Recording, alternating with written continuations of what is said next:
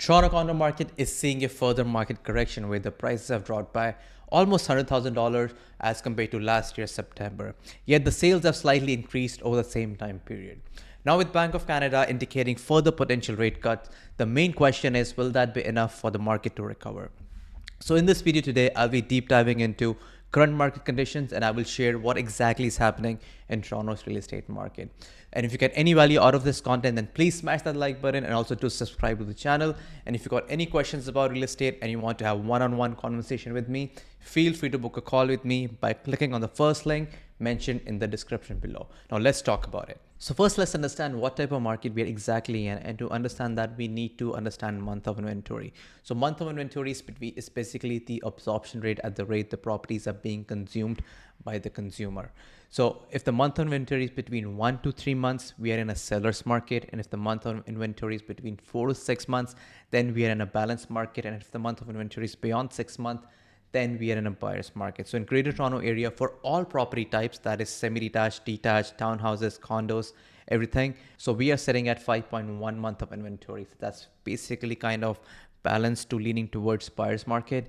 And in downtown Toronto for condos in specific, we are sitting at 7.6 month of inventory. So we have been in a buyer's market for some time, especially for condos, and that's why we're seeing downward pressure onto the condos. So if you see number of listings in CO1 area is basically south of Bloor Street to north of Lake Ontario to east of Dufferin to west of Yonge Street. In this specific pocket, we can basically find cluster of condos. So in that specific pocket, you can see there are 1,550 condos which are actually listed for sale. And speaking of listings, so we have seen the highest amount of listings, highest amount of active listings which are available in the month of September 2024 as compared to last 10 to 12 years, except for the year 2020, because that time we were in a pandemic or during the COVID, people were leaving the city. So that's why the active listings shot up. But other than that, if you ignore 2020, we have remained at the highest level of active listings. And if the number of active listings continue to stay where they are, we will continue to see downward pressure onto the prices. So we'll see how things pan out down the line. So now let's go ahead and check out what's happened month over month and year over year. So let's get right into it. So here are the benchmark prices for condos in downtown Toronto. So now I'm going to do year over year and month over month comparison. So let's get right into it. So if you do a comparison from September 2023 to September 2024 for the benchmark prices, the prices have come down about by 12%. This is what I was referring to. The prices have come down about by $93,000, so almost around $100,000 over the same time period. And the number of sales have increased by 12%. So it's a slight increase. And days on market, the properties are selling on more or less the same. It's slightly taking more time in September 24 as opposed to September 23. And the number of active listings have increased by 20%. So as the number of active listings are increasing, that's what is putting downward pressure onto the prices. So let's go ahead and do a month over month comparison. So from August 24 to September 24, the prices have come down more or less by 5 to 6%. The number of sales have slightly increased by 3%, give and take. And the number of days on the property sitting on the market have more or less decreased, more or less the same, I would say. And the active listings have also increased for the month over month basis by 6 to 7%, give and take. So there are properties out there with good layouts and a good buildings. Those are moving.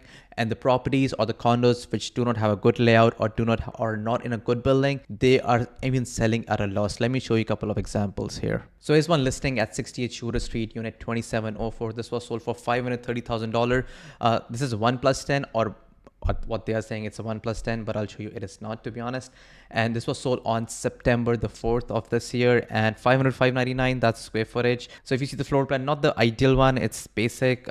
I'm not the biggest fan of this floor plan because this got angle to it, and this is what this desk area, this is what they're calling a den. So this kind of a condo sold for $530, and I'll show you how much they bought it for a few years ago. So if we go on the history, they bought it for $585,000 in 2019, and they sold it for $530,000 in the year of 2024. So that's quite a loss they've taken. But on the flip side, let me show you, not everything is doom and gloom. The market is not the best right now. I totally agree with that.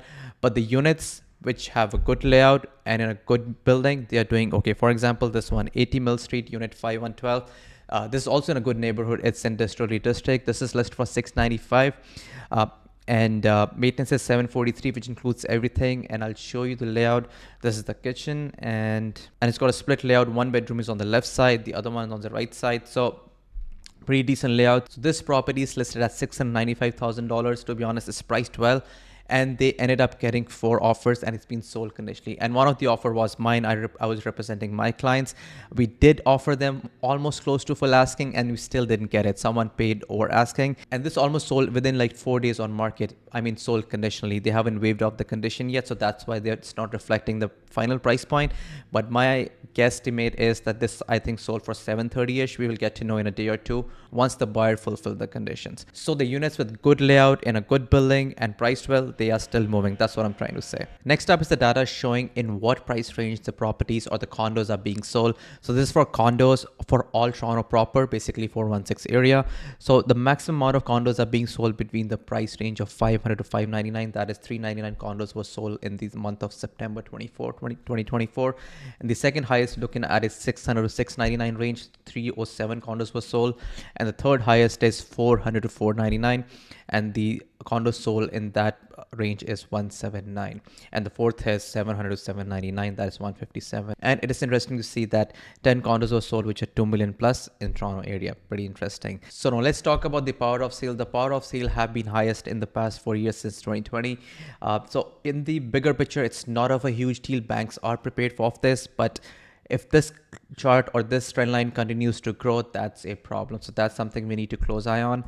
And then next is the cash flows for the condos in Toronto is finally improving. So in the year of 2023 or the end of 2020, that was the worst. We were not getting much of cash flows. And now since the Bank of Canada has started cutting down the rates, the cash flow is slowly and steadily improving. So if this gap continues to narrow down, that is the gap between the monthly rental payment and the monthly mortgage payment, if that continues to narrow down, then it more makes sense for the investors to get into the market. So we'll see how that pans out. Now let's talk about condo completions. So in the year of 2025, you can see over here, there's going to be more supply of condos to the market, the brand new condos, which will be completed and delivered to the market for the consumers. So if this number of sales do not increase and the supply increases, I think there is going to be further downward pressure onto the prices for condos. But if the number of sales increases and the supply also increases, then I think the prices will find a foundation. And chances are, I think that's my prediction, I think there will be slight increase on the sale. Actually, the listings are increasing, that we can see, we have that data. But I think the number of sales will also increase, and that's primarily because of 2 reasons. First being Bank of Canada's upcoming rate cuts, and the second is there's a pent-up demand. There's no data for that, but that is what we can see by working in the ground level. But if that doesn't happen, chances are high we will start seeing downward pressure onto the prices. So what does it mean if you're a seller in this market? I would suggest hang in tight for a year or two, weather the storm, and in the year of 2027, 2028, when we're going to have a supply problem, because right now the builders are not building. So by the year of 2027, 2028, chances are high we're going to see tightening condition for condos. So if you can weather the storm for a year or two, you will be fine. And what does it mean if you're a buyer in this market? There are going to be opportunities for you for another 12 to 16 months from now. At least that is by end of 2025 to early 2026. Or maybe by the mid of 2026, who knows? But I can see tons of opportunities for condo buyers, but only with a mindset if you plan to buy and hold for at least 5 to 6 years. And if it's a shorter term than that, then it makes more sense to rent, because if you're planning to flip, there's going to be some volatility and we do not know how the market is going to react. So now let's go ahead and check out what's happening in the Greater Toronto area. So number of active listings have been highest since 2014 in whole of Greater Toronto area for all property types, that is detached, semi-detached properties, townhouses, condos as a whole.